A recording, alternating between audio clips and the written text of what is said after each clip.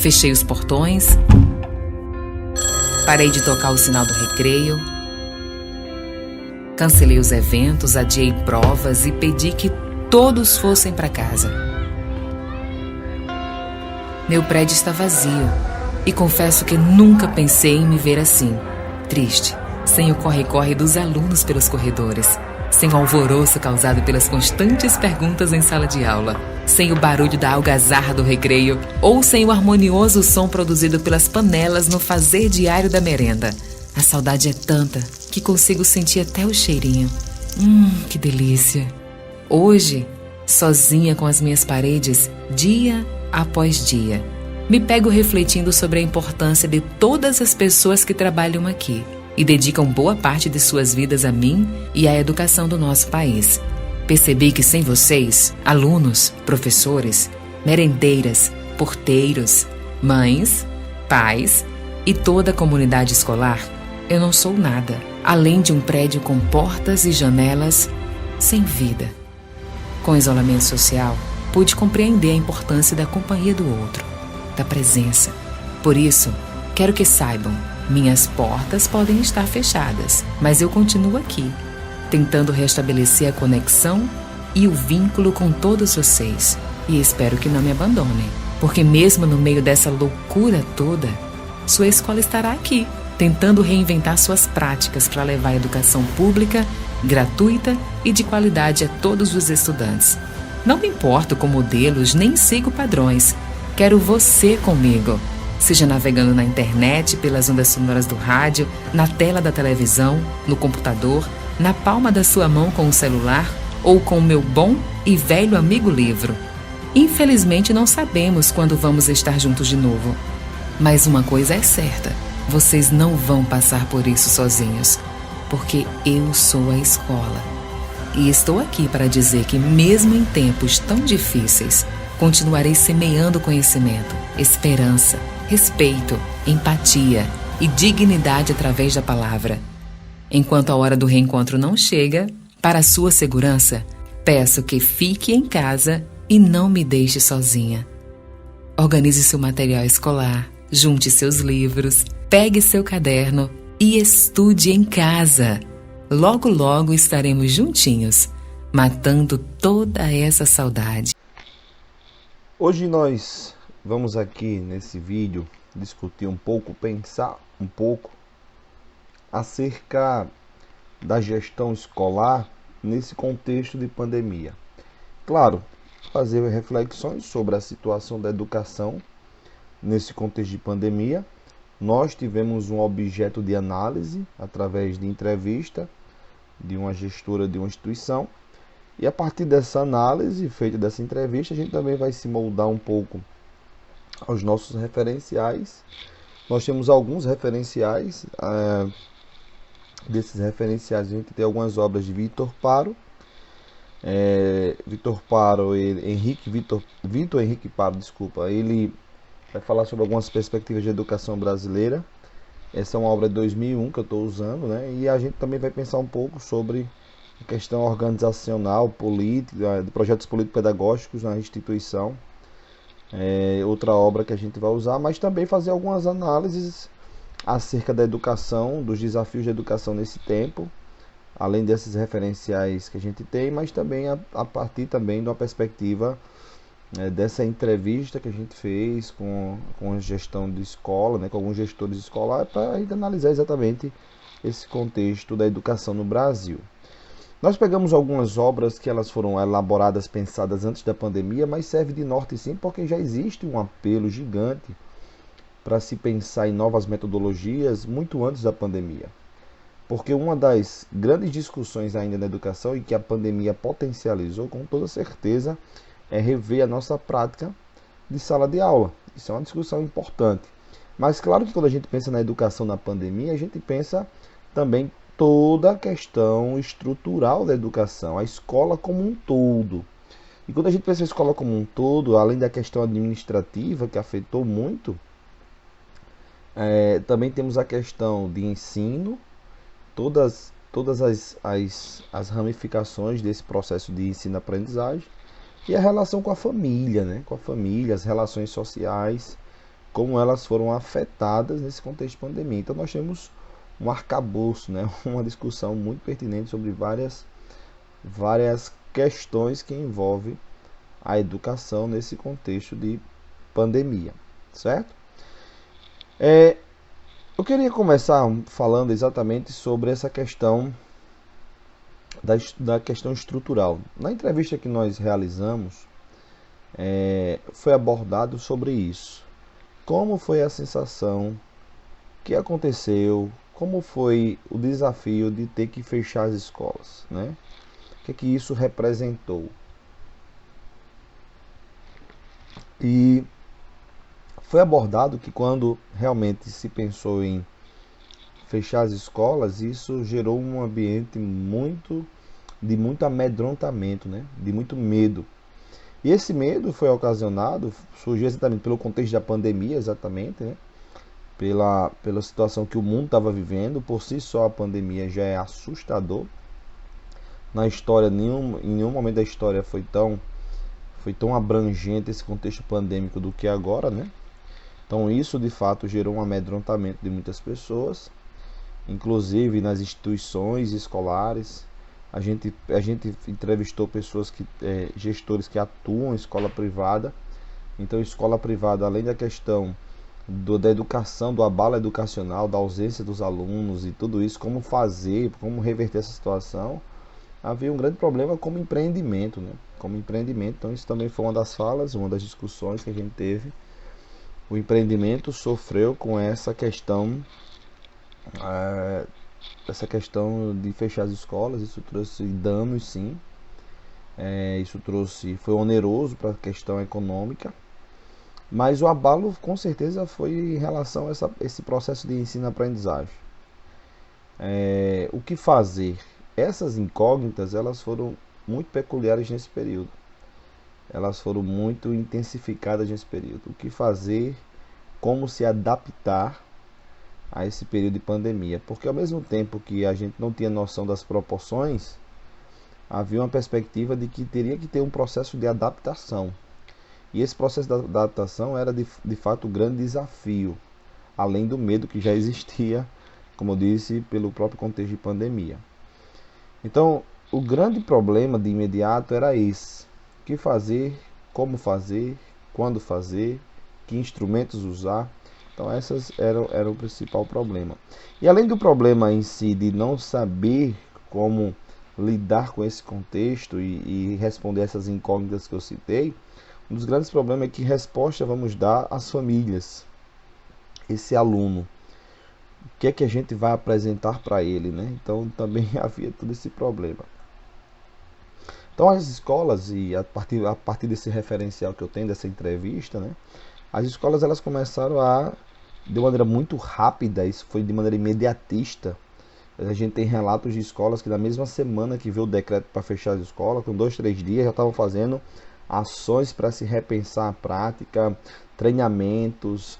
Então, as escolas de maneira muito imediata, né, algumas escolas, principalmente instituições privadas, elas começaram a rever toda a sua estrutura, a rever todas as suas ações e em pouco tempo. Isso foi muito rápido. E esse processo de buscar novos caminhos, né, pela entrevista que a gente fez, era, primeiro, a partir de uma percepção de que deveria ter uma formação para toda a estrutura escolar, uma formação, uma adaptação. E isso teve esse grande pilar, uma formação principalmente continuada dos professores. O grande desafio era esse, porque aos poucos teriam que repensar novos métodos. E a educação básica, ela nunca flertou na história do Brasil, eu posso ser ousado em dizer isso, ela nunca flertou com essa possibilidade da ausência da vivência escolar, da ausência da socialização, desse contato direto com o professor. Isso sempre foi uma base da educação do Brasil, isso sempre foi uma ênfase a essa questão da socialização, da conjuntura escolar sendo baseada nisso, no relacionamento professor e aluno, dessa vivência de escola, dessa socialização. Então, quando chega esse contexto de pandemia, um dos grandes dilemas era esse: o aluno não está mais na escola, não está mais presente na escola. Então, o que fazer? E aí foi quando as escolas começaram a descobrir novos instrumentos para poder se adaptar a esse momento. E começou esse processo de formação, de estudo, de análise sobre instrumentos que poderiam ser usados exatamente para isso.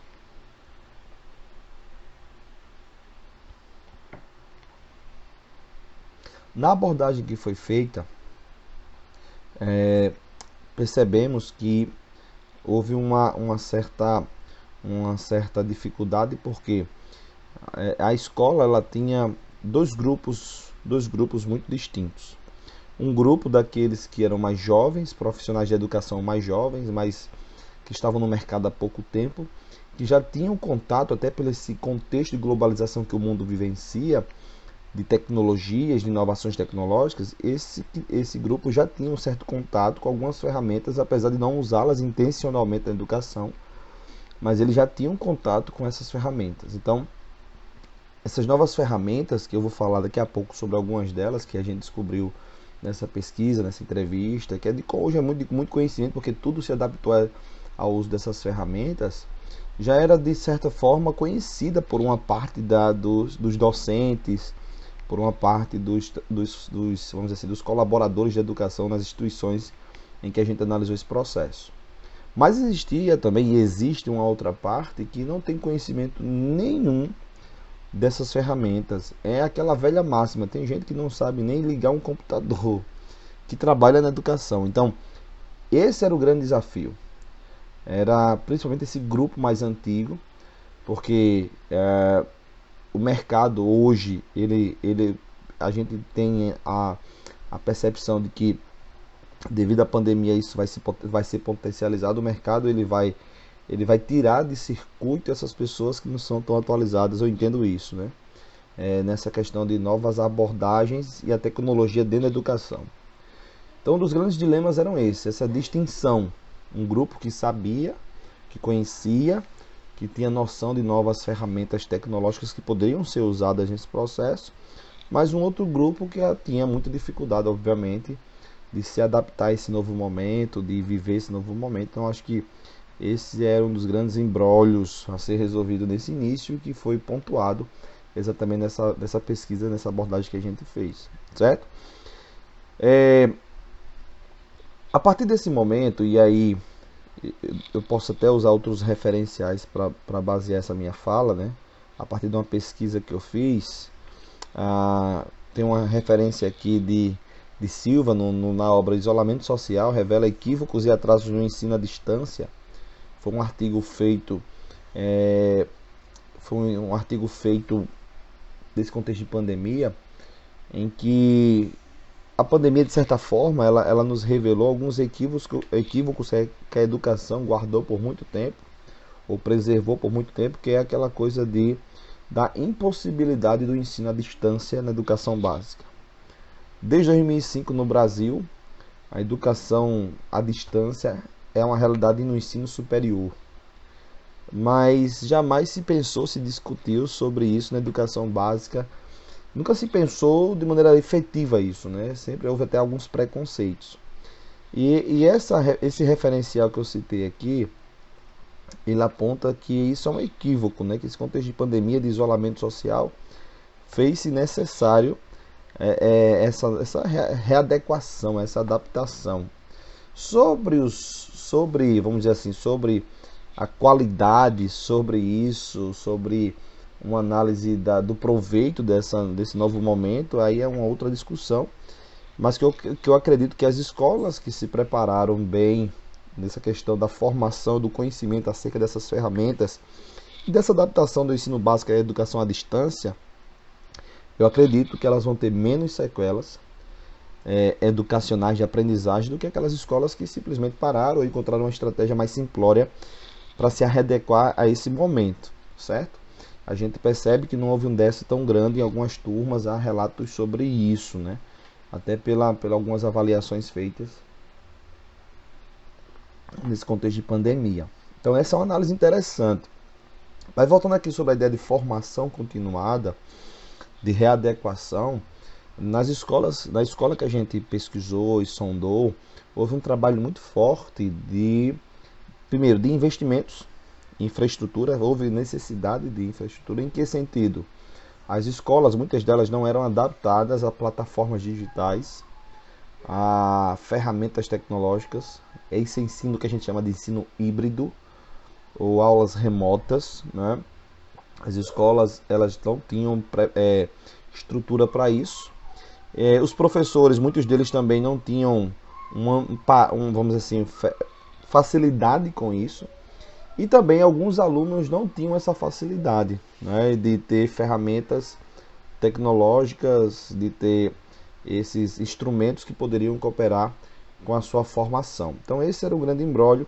Então houve de fato, por algumas escolas privadas, que a gente analisou, esse investimento, né? Por mais que houvesse esse contexto de pandemia, mas havia necessidade de se adequar para não, de fato, pensando na escola como uma empresa, escola privada, para não quebrar, para não fechar, mas pensando também na educação, para não trazer um grande abalo para a educação dos seus alunos, né? Então, houve a necessidade de investimentos em infraestrutura, estrutura física, preparo mesmo da instituição para esse novo momento, certo? Uma segunda coisa que foi necessária era investir na formação dos profissionais de educação. Esse grupo, já que não poderia demitir, porque era uma demanda gigantesca de pessoas, na entrevista da escola que eu fiz, havia essa realidade, e aí começou a se investir, e aí havia profissionais dentro da própria instituição que tinham um bom conhecimento acerca disso, começou a se investir na formação da equipe escolar exatamente para poder ter conhecimentos dessas ferramentas tecnológicas que poderiam ser usadas nesse contexto de isolamento social de pandemia. Essas ferramentas iam desde as salas virtuais, que aí existem plataformas que você pode usar hoje em dia. Existe uma plataforma americana que é o Zoom, que pode ser usado, né? O Google Meet, que é o mais usado hoje, se popularizou por causa da gratuidade que era usado no início. Hoje também é uma plataforma que você tem que pagar, né, para usar ele sem limitação de tempo, com algumas coisas a mais. Mas outros professores foram mais criativos, desde canais no YouTube, desde formulários usados no Google, exploração dessas plataformas que disponibilizam formulários, atividades online, infográficos, vídeos, jogos. Então houve de fato uma maciça exploração dessas ferramentas para que o professor conseguisse, vamos dizer, de certa forma, amenizar esse distanciamento, esse isolamento que foi provocado pela pandemia. Então houve uma forte preparação disso, de formação de profissionais nessa questão. Uma outra coisa que eu acho muito interessante, é até engraçado que no autor de um dos livros que a gente preparou, que a gente trabalhou sobre isso, sobre essa discussão, que é o próprio Vitor Henrique Paro, né, ele fala que existe uma utopia muito grande da gestão escolar no passado sobre a questão da participação dos pais, educadores, alunos e funcionários na escola, que essa interação era pouco efetiva, quase utópica, né? Ele diz que acredita não ser de pouca importância examinar as implicações decorrentes dessa utopia. Não quer dizer que não possa vir a existir, mas ele fala que na medida em que não existe, mas ao mesmo tempo se coloca como algo de valor, algo desejável do ponto de vista da solução dos problemas da escola, a tarefa deve consistir inicialmente em tomar consciência das condições concretas ou das contradições concretas que apontam para a viabilidade de um projeto de democratização das relações no interior da escola. Então já havia uma preocupação desde muito antes sobre essa visão acerca dessa interação desses grupos. E esse autor ele aborda sobre isso, né? Ele vai trabalhar sobre essa perspectiva. E de fato no passado, somente quando a gente pegava a faixa etária de adolescentes, jovens na escola, a gente trabalha muito com o ensino médio, essa percepção, via que era muito distante a relação da escola com a família. Na pandemia, no isolamento social, um dos efeitos que a pandemia trouxe foi a necessidade dessa aproximação. Se queremos repensar a educação, se queremos se readequar a esse momento, temos que se reaproximar das famílias, temos que se reaproximar desses grupos para que a gente consiga ter um trabalho mais forte. Por quê? Porque as famílias ficaram em casa. Os pais teriam que ser parceiros nesse processo. E a gente pode até considerar, entenda bem, por mais que a pandemia tenha sido um desastre, um caos, esteja sendo, né, um momento difícil para a humanidade, mas ela trouxe algumas sequelas interessantes, que a gente pode considerar até como positivas. Nessa escola que eu entrevistei o gestor, há de fato uma nítida compreensão, uma clara compreensão de que houve sim uma reaproximação dos pais à vivência escolar, preocupados com os resultados dos filhos, preocupados com o destino educacional dos seus filhos. Houve sim uma reaproximação das famílias à vivência escolar. Isso é uma das consequências da pandemia. E a escola ela teve que realmente se preocupar muito com isso, porque ela tem que dar uma resposta aos pais de o que fazer. O que eu achei muito interessante na entrevista que eu fiz é que na mesma semana que saiu os decretos, com 2, 3 dias, a escola já estava voltando à sua normalidade, não dos encontros presenciais na escola, mas já estava tendo aulas gravadas e tal, e sempre isso era uma parceria muito forte com os pais, de agendamentos, de estar olhando se tem internet, olhando se as máquinas estão funcionando, olhando se o celular do filho, como é que vai ser, esse acesso à tecnologia e tal e tal. Então tudo isso teve que ter essa aproximação com a família, teve que ter essa relação com a família. Então essa utopia que era vista há um tempo atrás começou a ser um pouco quebrada, e ainda não é o ideal, entendendo na perspectiva que a família e a escola caminham junto no processo de formação do indivíduo, mas a gente percebe sim avanços interessantes nessa questão do envolvimento da família com o envolvimento da família com a escola na formação desses jovens, desses adolescentes. Então isso é um ponto interessante. Uma outra coisa, e voltando agora para a prática, para o professor, para a figura do professor, para a figura do ensino direto, um dos grandes desafios era como gestores de escola também, como gestão escolar, encaminhar esses professores, porque todas as etapas que envolvem, vamos dizer assim, a prática de ensino-aprendizagem, essa vivência escolar, foi afetada com a pandemia, isso é óbvio. Então deveria ajudar a encaminhar os professores para uma ideia, porque na verdade as próprias organizações públicas no Brasil, o Ministério da Educação, não houve encaminhamentos tão claros nesse início. Foi muito ausente o poder público nesse início quanto aos encaminhamentos do que se fazer nesse período. Então muitas escolas caminharam por si, encontrando os meios, alternativas para poder sanar essas dificuldades do isolamento social. Isso é uma evidência através da entrevista de muitos que a gente teve a muitos gestores, né? Teve que outra estratégia, era um caminho solitário. E aí as escolas começaram a traçar seus planos. Mas o que é incrível, né, é que as escolas começaram rapidamente a encontrar estratégias para poder sanar essa dificuldade. E de maneira muito interessante que todas as etapas sofreram com esse processo. Eu vou destacar algumas delas aqui e falar aqui o feedback que tivemos e a análise que tivemos sobre isso. Sobre a prática escolar, um dos primeiros pontos que começou a ser revisto foi o planejamento. Planejar, que é algo essencial dos professores, mas o planejamento agora ele tem que passar por uma profunda modificação.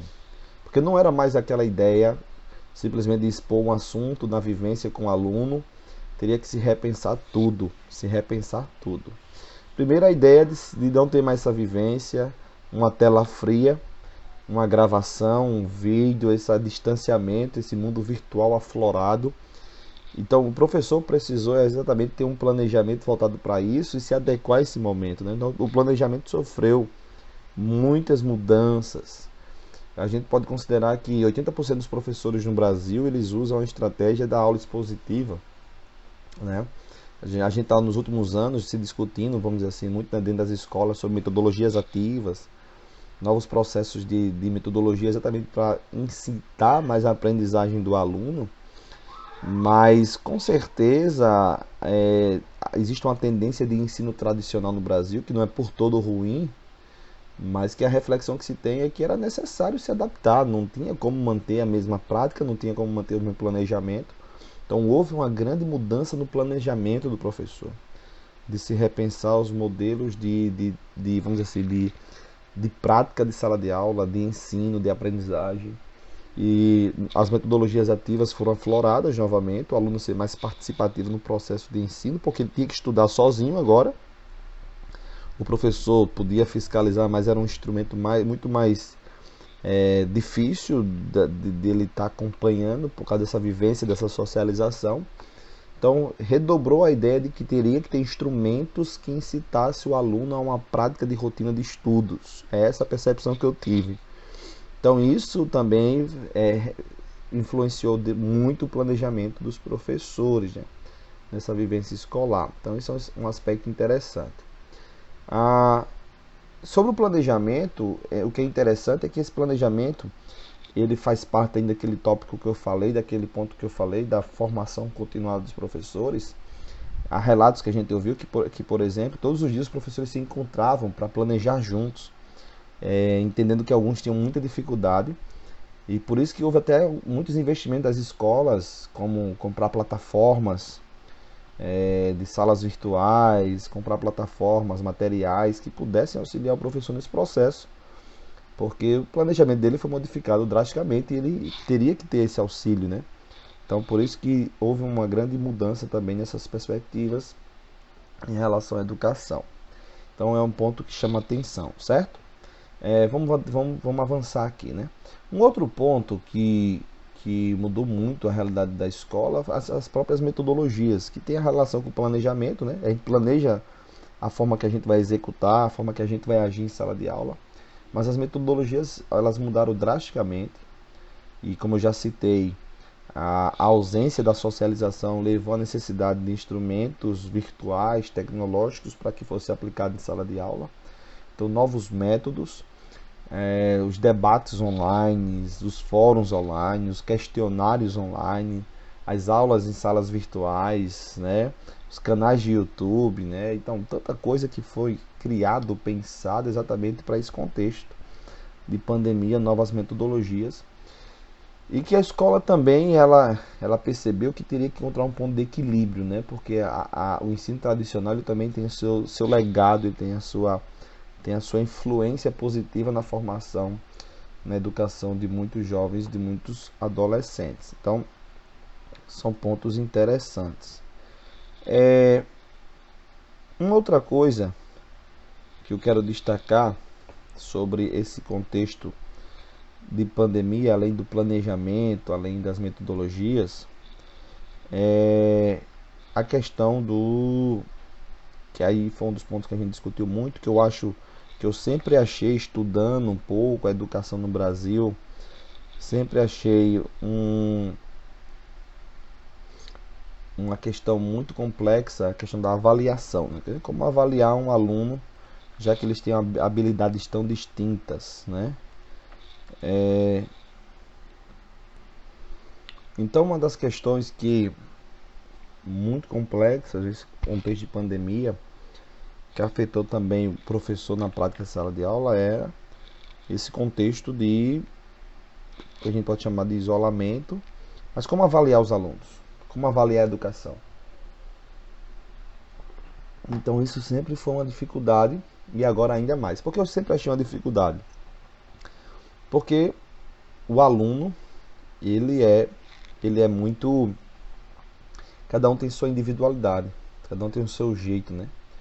Então, às vezes você faz uma atividade escrita e aquele aluno ele tem dificuldade, mas se você perguntar para ele, ele sabe do assunto. Então, ele tem uma aprendizagem, ele consegue aprender, só não consegue transmitir da mesma forma ou do padrão que a gente explora.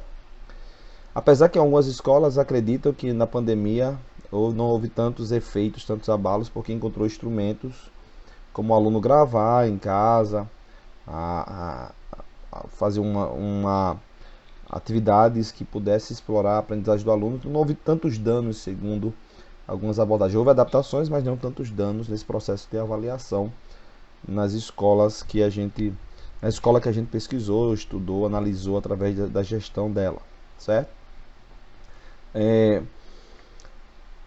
Havia uma grande preocupação nas escolas, esse tempo que o aluno viveria longe dessa vivência escolar. E eu queria falar um pouco agora de uma percepção que eu tive muito interessante sobre essas discussões sobre o ensino à distância, certo? Que foi uma coisa que eu citei há pouco tempo, que é uma problemática, que havia muitos preconceitos, mas havia muitos equívocos sobre isso. A ideia que nós temos é que, de fato, para os alunos mais jovens, os alunos de ensino médio, de Fundamental 2, existe dentro de uma perspectiva da gestão de que é possível se pensar a educação à distância para esse público.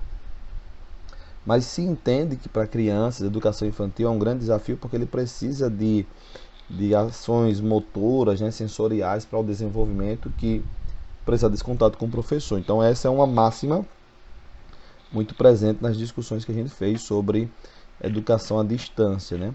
Sobre o ensino à distância. Mas nesse cenário de pandemia, há uma necessidade, uma verdadeira adaptação à nossa rotina devido principalmente ao isolamento social. E isso afetou também, obviamente, a educação.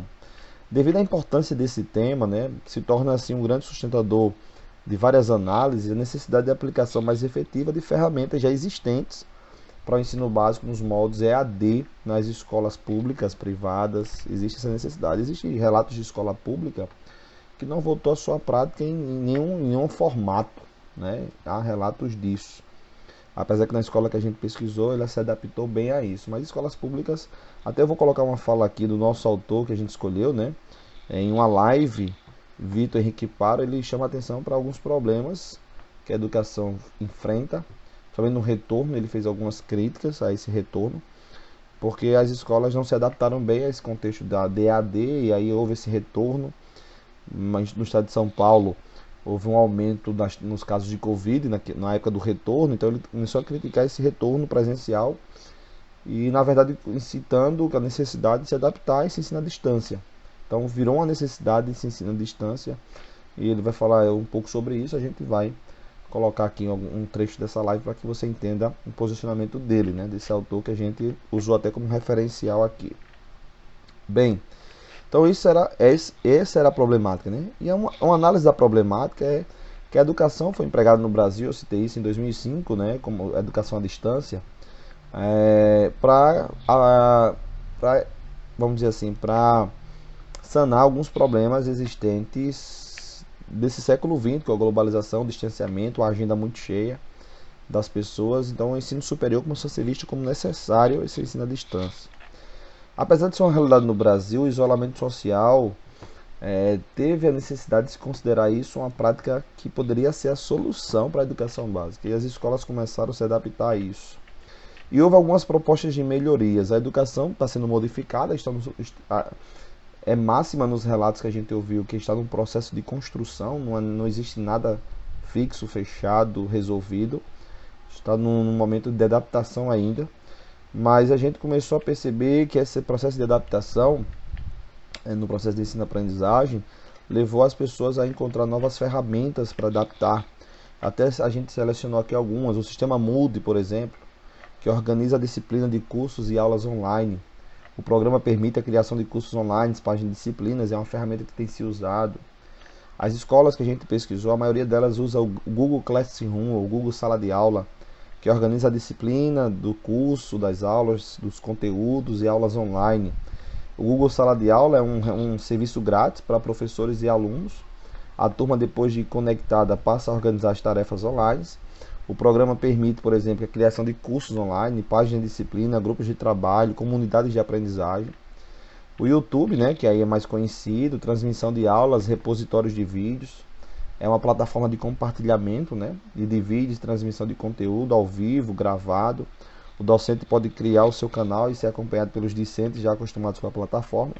O Facebook, por mais que a gente ache que é só uma ferramenta de entretenimento social, mas também foi muito usado para transmissão de aulas e informações em grupos fechados. Isso é mais antigo, né? A galera usava grupos fechados do Facebook exatamente para compartilhar material, conteúdo. O OBS Studio, que é um programa para transmissão de aulas, videoconferência, muito usado em várias organizações, não só na escola. E algumas escolas usam para aulas online, transmissão ao vivo de eventos. Na instituição que a gente pesquisou, eles fazem muitos eventos usando o OBS. E o Google Meet, que também é usado para videoconferência, além do Google Meet e o Zoom, né, videoconferência. Então, a crise promovida pela pandemia traz à tona a necessidade de se adequar. isso tem um impacto muito profundo na educação básica. É nesse cenário que apresenta aqui uma real conjuntura, a dura dificuldade de se reinventar e aproveitar as soluções já existentes, principalmente no modelo EAD, e isso é real em algumas escolas públicas. Na escola que a gente trabalhou, que foi nosso objeto de estudo, houve de imediato essa dificuldade, houve de imediato essa questão muito séria, né, de como se adaptar, mas aos poucos, por ser uma instituição privada, houve investimentos e houve essa readequação. Mas a gente fez uma consulta nessa gestão, de fato, assim, por mais que seja uma escola privada, havia muitos alunos que não conseguiam, e aí a gente fica refletindo sobre essa questão da escola pública, né? Alguns alunos que não tinham condições de ter acesso a isso. E por não ter internet em casa, por não ter computadores. Então a discussão sobre essa adequação da educação nesse contexto de isolamento social é uma discussão de políticas públicas, né? Os poderes constituídos, eles precisam ter uma preocupação do acesso agora à educação por meio desses instrumentos, da informatização, da internet, dessas ferramentas que agora são necessárias.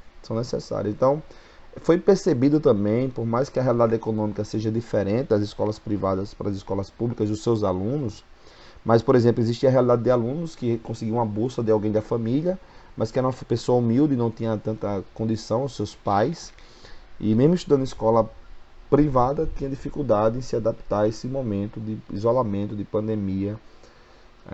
Então, é muito interessante a gente refletir sobre esse contexto, né? A gente discutiu sobre esse um dos pontos que a gente fica refletindo. Vai trazer grandes consequências a pandemia, esse contexto para a educação? Quais são os grandes desafios para esse tempo?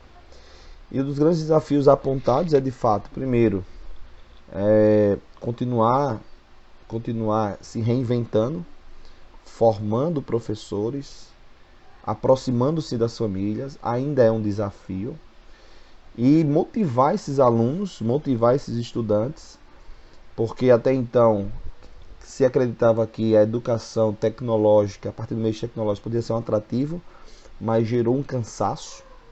Há relatos, por exemplo, que a gente ouviu de alguns gestores dizendo assim que há um cansaço de lives, há um cansaço de telas, e incrivelmente as pessoas começaram a sentir necessidade da socialização. Então existe esse processo de tentativa de motivação, de motivacional, né? Esses alunos se adequarem a isso, mas estarem motivados a essa prática de ensino. Isso redobrou a necessidade do professor de estar estudando, se preparando, buscando uma formação continuada nesses aparatos tecnológicos, exatamente para que ele consiga produzir aulas, materiais que consigam sanar essas dificuldades. Então é um grande desafio ainda para esse momento, essas questões, né? E questões também administrativas, né? As escolas precisam de todo um aparato de gestão administrativa, educacional, para ainda continuar nesse tempo de pandemia, que tudo ainda é muito novo, né? A vacina já surgiu tanta coisa, mas ainda é muito novo. A formação da equipe, tudo isso, então ainda é um grande desafio, segundo a percepção que a gente teve dessas escolas nesse contexto de pandemia, certo? Então fica claro esse contexto. Então, esses pontos que a gente falou aqui, sobre a análise da instituição nesse período de pandemia, tem sido um grande desafio. A gente conseguiu discutir também assim como foi esse retorno, né, das aulas presenciais. O grande desafio em muitas escolas maiores, com muitos alunos, era conseguir conciliar, né, aulas remotas, presenciais, híbridas, né, e aquela coisa toda. E houve uma adaptação. Algumas escolas particulares eles têm sistemas de ensino que conseguem dar para o aluno que fica em casa ferramentas de estudo, com auxílio do professor, com a gestão do professor. Algumas conseguiram adaptar o ensino híbrido mesmo, né, com câmeras em sala de aula, com microfones, com estrutura de som, em que tanto consegue dar aula para aqueles alunos que estavam em sala como aqueles que estavam em casa. Então todo esse processo, além da infraestrutura envolvida nisso, foi um processo que aconteceu, mas claro que com descobertas, foi progressivo, foi gradual. Dificilmente uma escola conseguiu encontrar um modelo que atendesse todas essas demandas. Então esse foi um dos grandes desafios também, esse retorno que já está acontecendo, né? Esse retorno de aulas presenciais em algumas localidades já pode voltar 100% da totalidade da sala, mas isso foi um grande desafio relatado por pessoas que atuam na gestão das escolas, que a gente discutiu, pensou sobre isso, né? Então, fica essa análise, né? Essa reflexão sobre esse tempo que a gente está vivendo, né? Sobre esse momento da educação, que ainda eu acredito que é um grande desafio, que é um tempo de adaptação, como a gente já citou, e temos esses desafios para esse tempo, né? Segundo algumas análises que a gente fez através das próprias entrevistas que fizemos com os gestores das instituições que a gente teve acesso, tá? Vitor Henrique Paro, como no vídeo que vocês assistiram anteriormente, ele se aprofunda um pouco ainda nessa preocupação. Vitor Henrique Paro, com o vídeo que vocês assistiram anteriormente, ele se preocupa muito, né, com esse contexto ainda, que é uma discussão ainda muito forte. Na época, no vídeo que vocês viram, era um contexto ainda que estava no processo de vacina do professor, tal e tal. Mas ainda é muito difícil esse retorno, essa análise do ajuntamento, da aglomeração. Existem variantes, né? Variantes do Covid, então tudo isso ainda é um ambiente de muito medo, apesar que aos poucos as pessoas têm se libertado desse medo que foi, claro, com certeza muito potencializado logo no seu início da pandemia, né? Então, vamos dizer assim, manter as orientações dos setores de saúde, das organizações de saúde, as orientações estabelecidas para se combater, né, para se evitar, vamos dizer assim, se evitar a proliferação dessa doença, de fato é um caminho que as escolas têm seguido e precisam seguir. Foi essa percepção que a gente teve, essa preocupação que a gente teve. Um aluno fica infectado, fecha aquela sala, tem toda uma preocupação ainda com esse contexto. Isso é uma percepção que a gente teve de maneira muito forte na entrevista que a gente fez sobre esse contexto de pandemia. Espero que a gente consiga ter sanado aqui essa análise, esse aprofundamento sobre a educação em pandemia, como a gestão escolar tem lidado com isso, né? O grande desafio desse período, que eu consigo pautar nessa estruturação das escolas para esse retorno, e eu consigo aqui destacar também essa necessidade da formação dos professores, para que esse processo de ensino-aprendizagem tivesse de fato um efeito positivo e não houve tantas demandas, tantas necessidades, né, da ação do professor para conseguir atingir a efetividade da sua prática. Então esse foi um grande desafio, mas que eu consigo perceber pela entrevista que foi a ênfase dada e com certeza colheu os seus frutos. Tá bem? Valeu!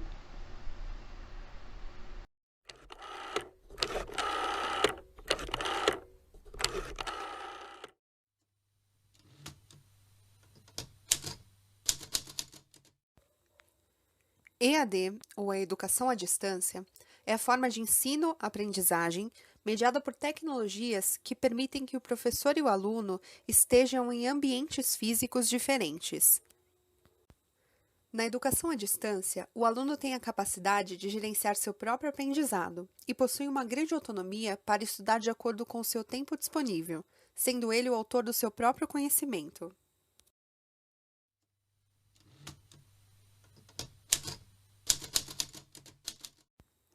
Muitas experiências usando o EAD foram desenvolvidas no período pós-guerra, especialmente pela necessidade de capacitar a população europeia em novas atividades laborais. O cenário pós-guerra exige novas dinâmicas sociais, e os avanços científicos e tecnológicos ocorridos durante a guerra demandaram novas profissões e ocupações. O número de professores era insuficiente para atender uma população que procurava cada vez mais educação. Neste sentido, a educação à distância se coloca como uma alternativa que permite atender em maior escala o contingente de pessoas que almejam se qualificar para o mercado. As aulas por correspondência são as primeiras iniciativas de ensino à distância que se tem notícia. Registros de 1856 relatam experiências pioneiras de educação à distância, onde a primeira escola de línguas por correspondência é criada. Esse curso era oferecido pela Universidade de Chicago.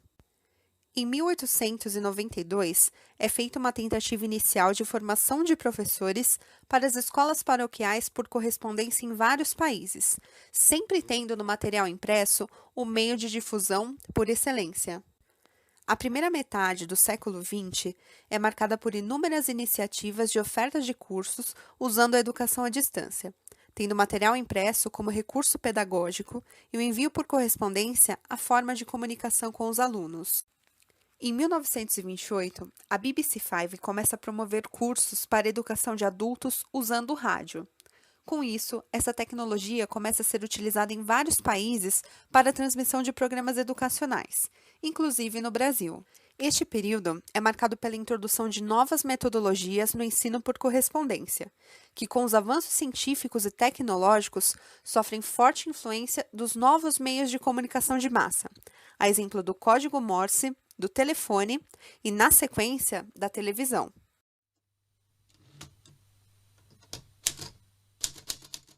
A EAD no Brasil se inicia com um curso profissionalizante em datilografia por correspondência e, após 20 anos, é iniciada a EAD pelo rádio. As interações também começaram a ocorrer via cartas entre os estudantes.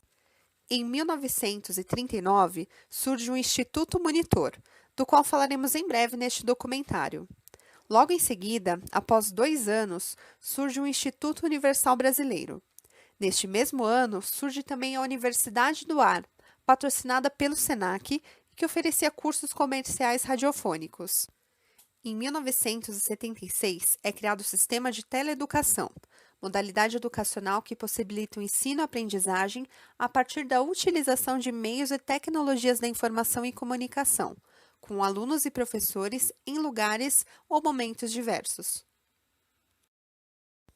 Em 1983, o SENAC promove o programa Abrindo Caminhos, programas sobre orientação profissional nas áreas de comércio e serviços, para divulgação nas rádios. A educação à distância foi regulamentada no Brasil com a Lei de Diretrizes e Bases da Educação Nacional 9.394, de 20 de dezembro de 1996, regulamentada em 20 de dezembro de 2005. A partir disso, a educação à distância será oferecida por instituições especificamente credenciadas pela União.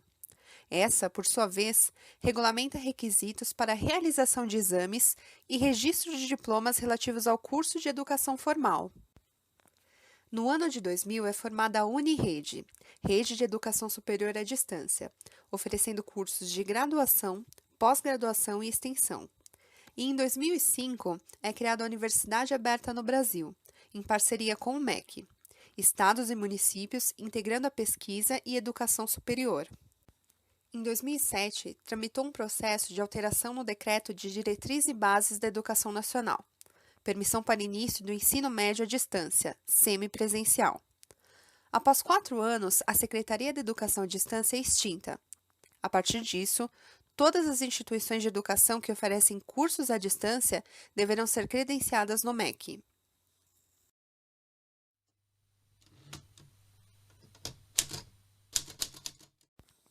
Hoje, no Brasil, temos 33 instituições autorizadas a ofertar cursos de graduação. 30 delas são voltadas para a formação de professores, 38 de especialização. Cursos livres e profissionalizantes que não precisam de regulamentação são estimados em milhares pela ABED, a Associação Brasileira de Educação à Distância. É importante falarmos do cenário atual do país, onde o capital intelectual, aliado ao conhecimento empresarial, nunca foi tão valorizado e fundamental para a sobrevivência de uma organização como está sendo à beira do século XXI.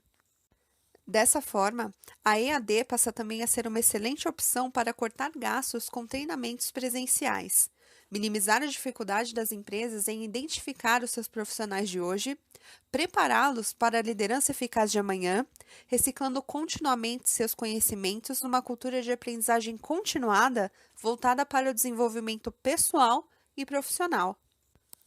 O foco organizacional nas finanças, foco no mercado, migra nesta última década para o ser humano, foco individual, com o objetivo de potencializar e valorizar o conhecimento e qualidades dos funcionários e de toda a cadeia produtiva de valores, aprimorando seu conhecimento individual e, consequentemente, o empresarial.